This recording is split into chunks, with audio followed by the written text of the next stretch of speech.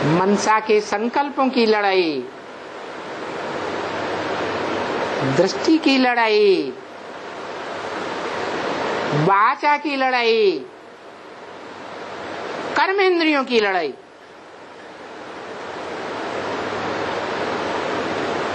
लड़ाई क्यों होती है? सत्य और असत्य का झगड़ा होता है।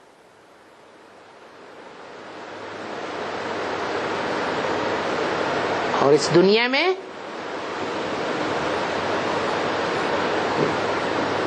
कोई सत्य बचता है? नहीं, सत्य तो बचता है, लेकिन कोई को देखने में नहीं आता।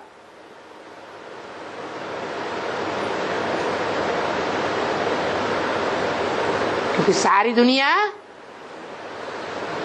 अज्ञान अंधकार में डूब जाती है।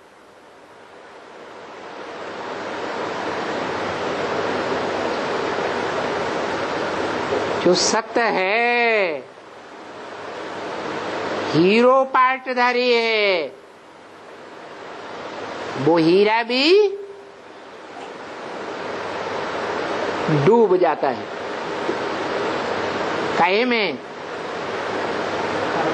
है? देह अभिमान की धूल में डूब जाता है।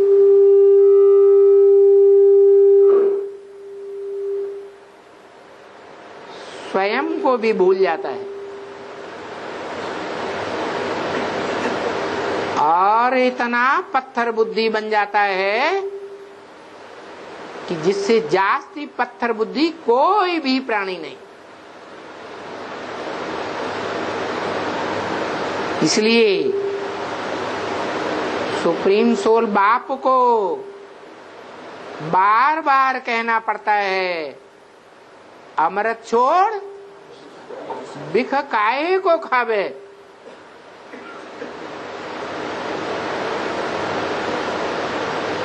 किससे कहता है?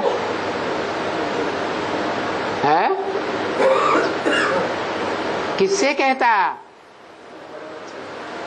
है?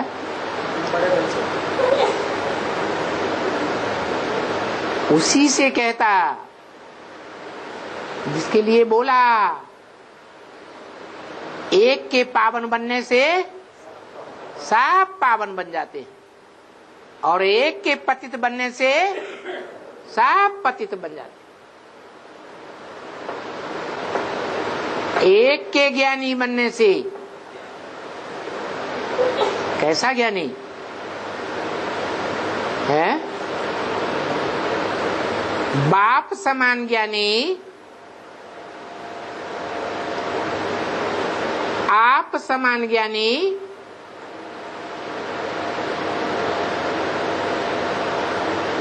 बाप तो त्रिकालदर्शी और बाप का विरुद्ध है। मैं जब आता हूं तो तुम बच्चों को नंबरवार क्या बनाकर जाता हूं? आप समान बनाकर जाता हूं।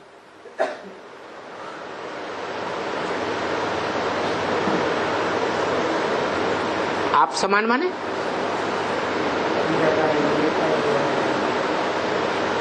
मैं निराकारी हूं सदैव,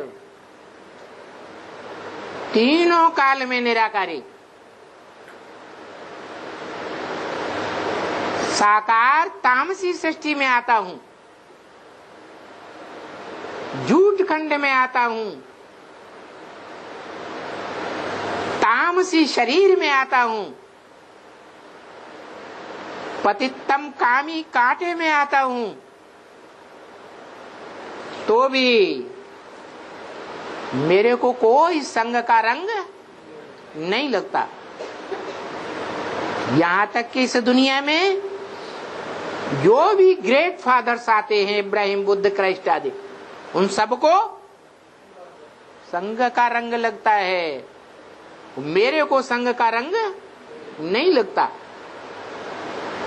लेकिन मेरा विरुद्ध है कि जब मैं आता हूं तो नंबरवार तुम बच्चों को, इन बच्चों को नहीं, किनको है? हाँ, जो अपन को हिंदू समझते हैं। यज्ञ का फाउंडेशन जब पड़ा था तब भी यही झगड़ा था। क्या? धोबी घाट की बात को लेकर के झगड़ा हुआ। ब्रह्मा और ब्रह्मा के फॉलोअर्स ने क्या समझा है? जो ब्रह्म वाक्य मुरली में ही उनके मुख से बोल दिया। ऐसे ऐसे बच्चे थे जो मम्मा बाबा को भी ड्रिल कराते थे, टीचर हो बैठते थे। हम समझते थे ये तो बहुत अच्छा नंबर माला में आवेंगे। उनको कितना समझाते थे कि बेकार में मत जाओ, तो भी नहीं माना। अब पदभ्रष्ट हो गए। किसकी मेंटेलिटी में था? ये बातें किस आत्मा की मेंटेलिटी में बोल रही थी? है ब्रह्मा के अंदर ये बातें बोल रही। तो ब्रह्मा ने ही नहीं जाना, तो ब्रह्मा की गोद में पलने वाले बच्चे जानेंगे? है नहीं जान सकते। इसलिए गलत फहमी में आकर अपन को समझ लिया हम हिंसा को दूर करने वाले हिंदू हैं।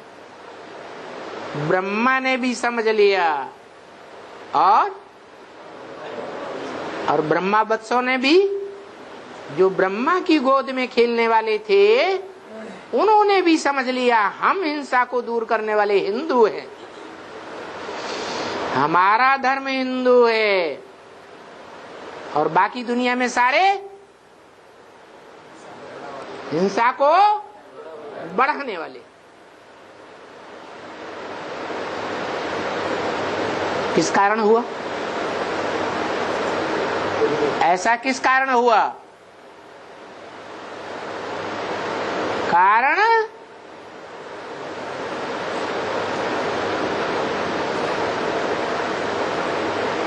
कि जब सुप्रीम सोल बाप ने दादा लेखराज में प्रवेश किया तो क्या नाम रखा? ब्रह्मा। अर्थ है बड़ी माँ। जो माँ होती है वो बाप के मुकाबले ज्यादा बुद्धिमती होती है। ये बुद्धिहीन होती है, बुद्धिहीन होती है, देह अभिमानी होती है। देह का होना माताओं कन्याओं को जल्दी छोड़ता नहीं। इसलिए बोला कि माताएं इस देह के ऊपर, देह के संबंधियों के ऊपर आसक्ति छोड़ दें तो समझो माताएं विजयी हो गई। ये मोह जो तुलसीदास ने भी बोला, मोह सकल व्याधिन कर मूला। सब प्रकार की बीमारियों का मूल है, व्याधियों का मूल है मोह। किसके प्रति मोह? देह के प्रति मोह, देह के पदार्थों के प्रति मोह, देह के संबंधियों के प्रति मोह। और ये मोह माताओं में ज्यादा होता है या पिताओं में ज्यादा होता है? माताओं में ज्यादा होता है। और माताओं की भी माता कौन है? माताओं की माता बी के कहेंगे ब्रह्मा, दादा लेखराज, लेकिन दादा लेखराज को जिसने परिचय कराया,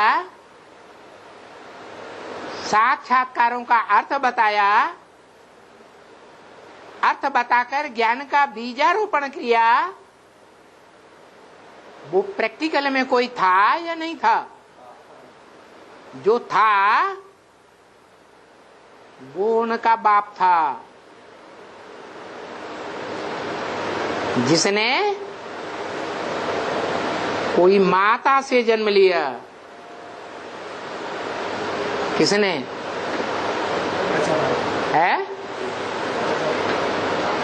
जिसने दादा लेखराज ब्रह्मा के साक्षात्कारों का क्लैरिफिकेशन दिया, वो आत्मा प्रैक्टिकल में ब्रह्मा की आत्मा को परिचय देने वाली बनी, प्रत्यक्षता रूपी जन्म देने वाली बनी। ब्रह्मा ने अपने पार्ट का साक्षात्कार कर लिया, बुद्धि के आधार पर या भावना के आधार पर? साक्षात्कार के आधार पर। साक्षात्कार भावना का विषय है, बुद्धि का विषय नहीं है। माताओं में भावना ज्यादा होती है या पुरुषों में ज्यादा भावना होती है? माताओं में ज्यादा भावना होती है। तो भावना का भाड़ा उन्हें पक्का पक्का मिल गया, पक्का पक्का बुद्धि में बैठ गया कि सफेद पोष का साक्षात्कार माना मैं ब्रह्मा के रूप में पार्ट बजाने वाली आत्मा हूं। स्वर्ग का साक्षात्कार हुआ, विष्णु का साक्षात्कार हुआ, बुद्धि में पक्का बैठ गया मैं ही चार भुजाओं वाला ब्रह्म विष्णु हूं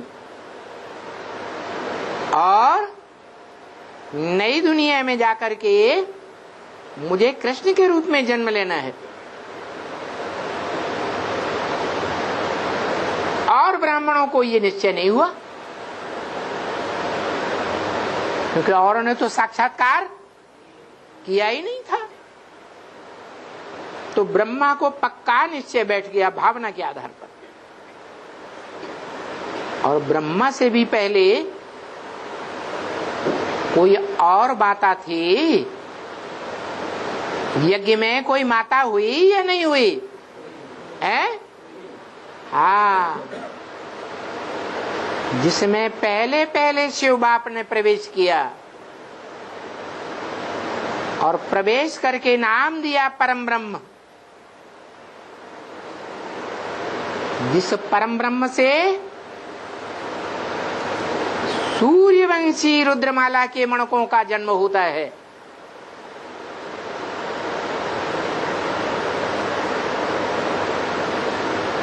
वो रुद्रमाला के मणके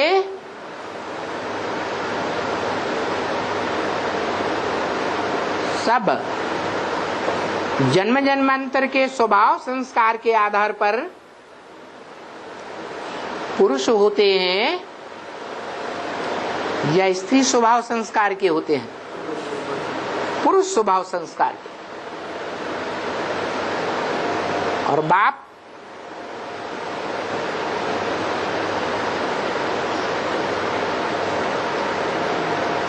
बाप बनकर आता है।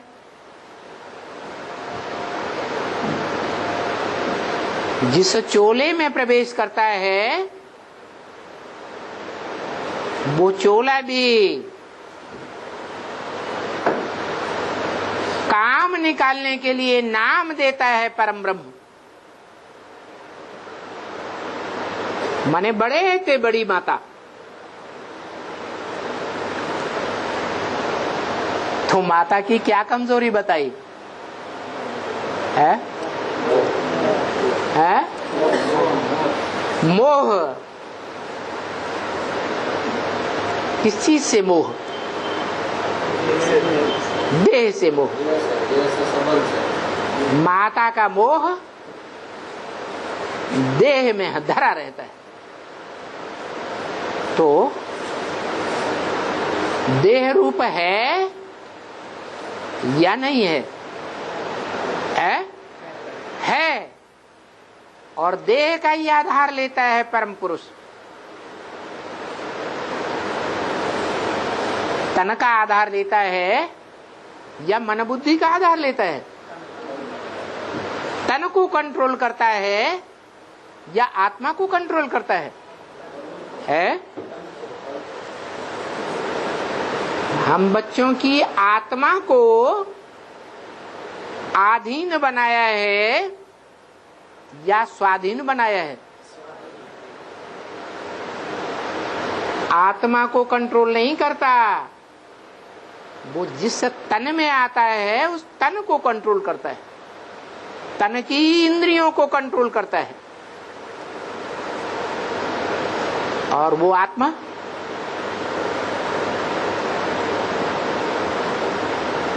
जो सो पत्थर बुद्धि मनुष्य में काम करती है,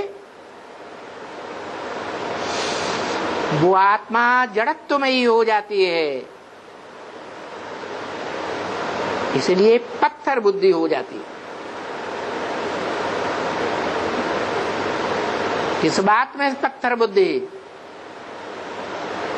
अरे अमृत छोड़ बिख काहे को खावे। ये बात बुद्धि में बैठती है? नहीं बैठती। क्यों नहीं बैठती? है? अरे कोई कारण होगा कि बिना कारण के? है? क्या कारण?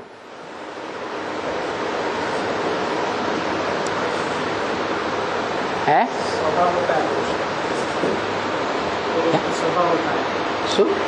पुरुष का स्वभाव होता है। वो कारण है कि वो मनुष्य सृष्टि का बीज रूप बाप है, और बीज में दोनों ही गुण हैं। माता का भी सार है और पिता का भी सार है। इस सृष्टि रूपी रंगमंच पर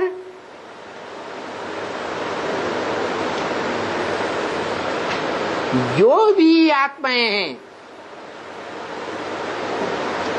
वो सदा काल नीचे रहती हैं। सृष्टि रूपी रंगमंच पर 5 तत्वों के संघात पर रहती हैं या परे चली जाती हैं? संघात में रहती है। इस सृष्टि रूपी रंगमंच से परे नहीं जाती है? परे जाती है। और जड़ तत्व, जो 5 जड़ तत्व हैं वो नीचे ही रहते हैं या ऊपर जाते हैं?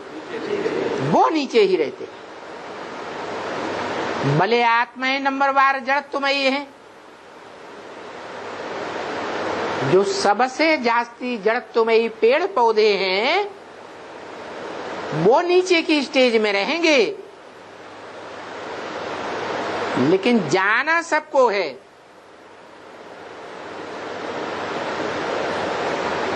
तो बताओ, जब महाविनाश होगा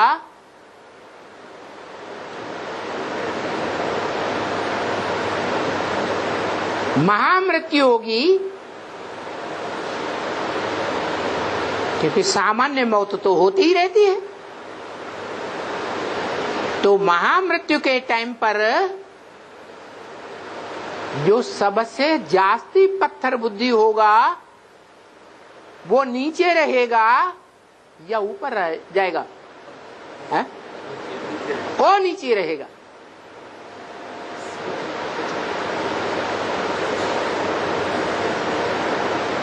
और हर आत्मा में तीनों काल का पाठ उदा हुआ है।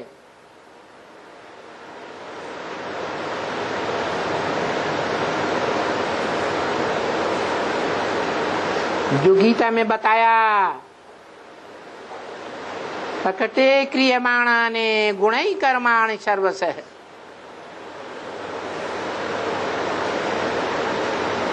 प्राकृतिक रूप से हर मनुष्य आत्मा रूपी रिकॉर्ड में अपना अपना स्वभाव संस्कार भरा हुआ है जन्म जन्मांतर का।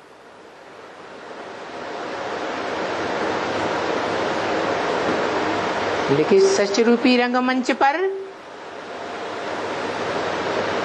मनुष्य आत्माएं जब पार्ट बजाने के लिए आती हैं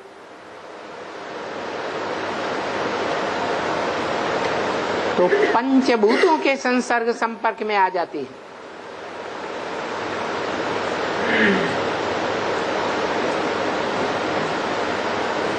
और अहंकार से भर जाती है। हर मनुष्य आत्मा में ये अहंकार भरा हुआ है। घड़ी घड़ी ये अहंकार पकड़ लेता है। तो दुनिया के जितने भी अहंकारी हैं, प्राणी मात्र, मनुष्य मात्र की बात छोड़ो, सबका बाप भी कोई होगा या नहीं होगा है? तो वो है मनुष्य सृष्टि का बाप।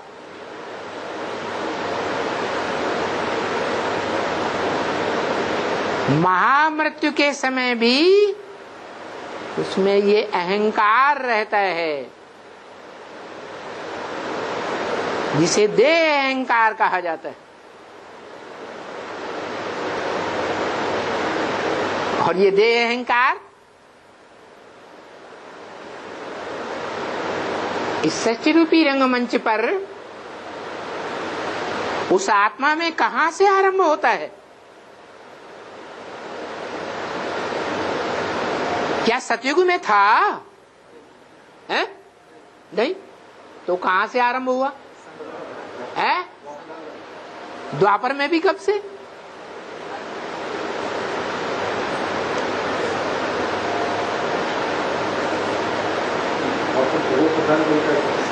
द्वापर तपो प्रधान तो अंत में बनता है।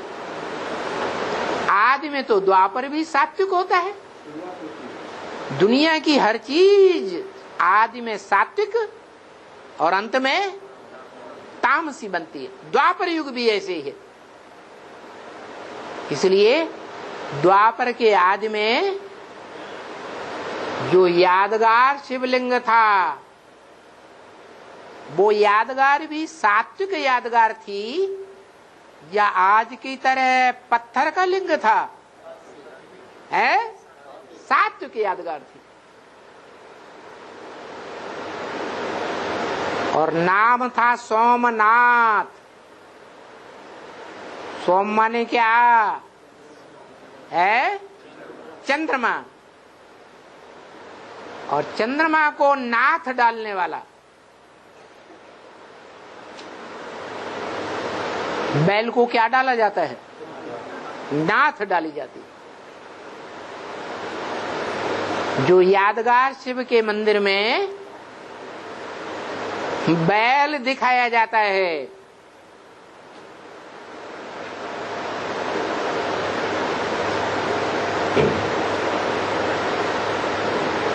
जहां जलाधारी बनी होती है वहां नाली की ओर मुख करके दिखाया जाता है।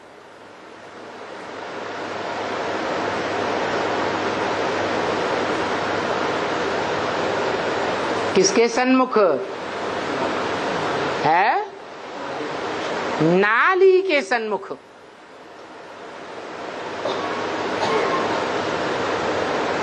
शिवलिंग की ओर उन्मुख नहीं। शिवलिंग तो बाद में, पहले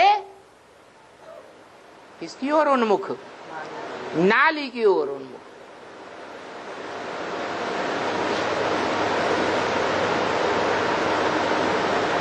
इसलिए बैल का पार्ट दिखाया गया।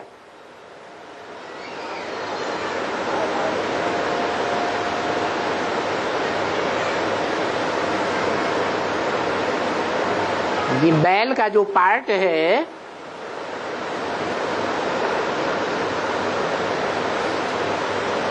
वो दिखाते हैं।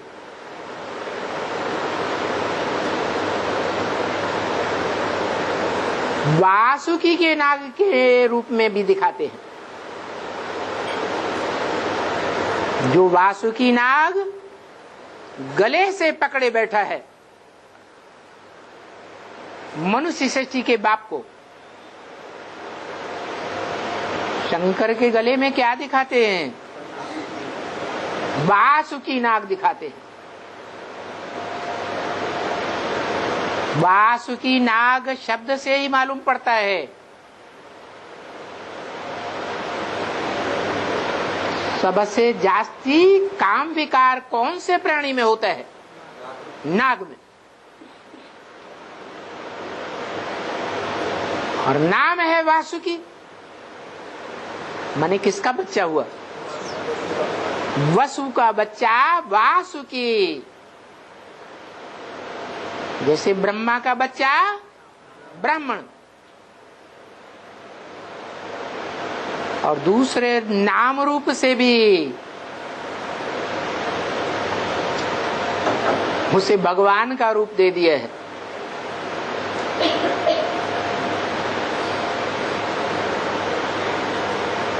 शास्त्रों में कृष्ण के बाप का नाम क्या बताते हैं? है वासुदेव नहीं, वसुदेव। बाप का नाम वहां भी वसु, और उसका बच्चा वासुदेव। ऐसे ही वसु का पुत्र वासुकी। वसु धन संपत्ति को कहा जाता है ज्ञान की धन संपत्ति। तो ज्ञान की धन संपत्ति देने वाला वसुदेव कौन हुआ है? कौन हुआ है? शिव बाबा। शिव बाबा है वसुदेव। और जिसे हम शिव बाबा कहते हैं वो शिव बाबा का पुरुषार्थी रूप वासुकी के देवान से जकड़ा हुआ है। उसको दिखाते हैं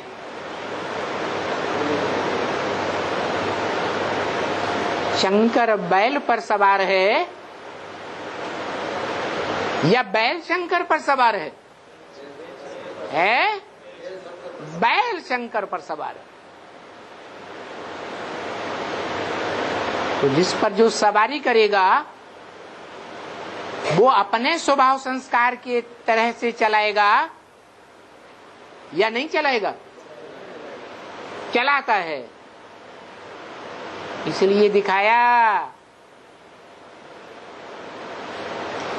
कि त्रेता युग जब समाप्त होता है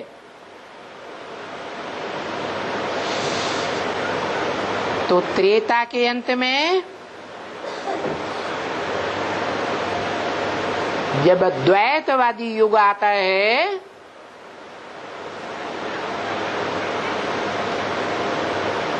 तो विराट रूप धारण करने वाला विष्णु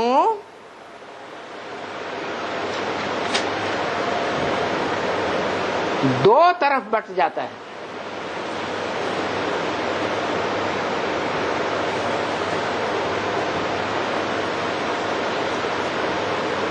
दो टांगे हैं।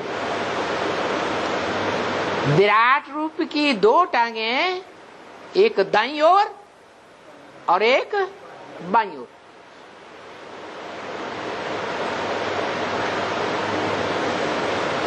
संसार में दो प्रकार के धर्म खास देखने में आते हैं, भारतीय धर्म और विदेशी धर्म, दाईं ओर के धर्म और बाईं ओर के धर्म। दाईं ओर के जो भी धर्म है पवित्रता को पालन करने वाले, बौद्ध धर्म, संन्यास धर्म, सिख धर्म, जो भी हो, और विदेशी धर्म सारे ही अपवित्रता को बढ़ाने वाले। वाम मार्गी धर्म, बायां हाथ गंदगी की सफाई करने के लिए होता है, गंदा काम बाएं हाथ से करते हैं, और अच्छे काम दान धर्म दाएं हाथ से करते हैं।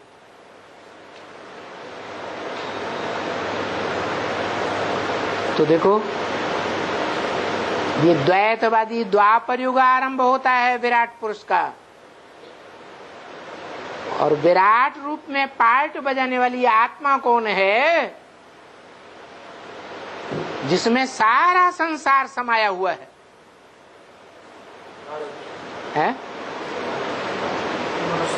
कौन?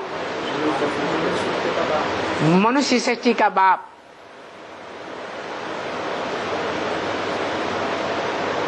उसमें देवताएं भी दिखाते हैं, असुर भी दिखाते हैं, मनुष्य भी दिखाते हैं, ऋषि मुनि भी दिखाते हैं,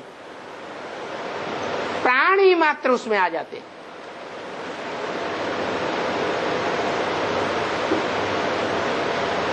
तो वो विराट रूप का द्वैतवादी स्वरूप जब आरंभ होता है तो द्वापर युग कहा जाता है।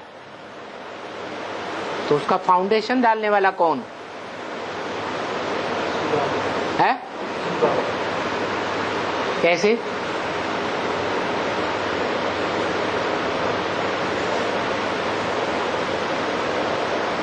शिव बाबा कैसे है? हाँ, वो तो ठीक है, वो तो बाद की बात। जब नरक की दुनिया बने तब कहेंगे कि नरक की दुनिया मेरी है, स्वर्ग की दुनिया मेरी है। लेकिन नरक बनने के आरंभ में निमित्त कौन है? धर्मपिताएं। धर्मपिताएं ग्रेट फादर्स हैं या ग्रेट ग्रेट ग्रैंडफादर है? ग्रेट फादर्स हैं, लेकिन बाबा नहीं। बाबा ग्रैंडफादर को कहा जाता है, और ग्रैंडफादर शिव नहीं हो सकता।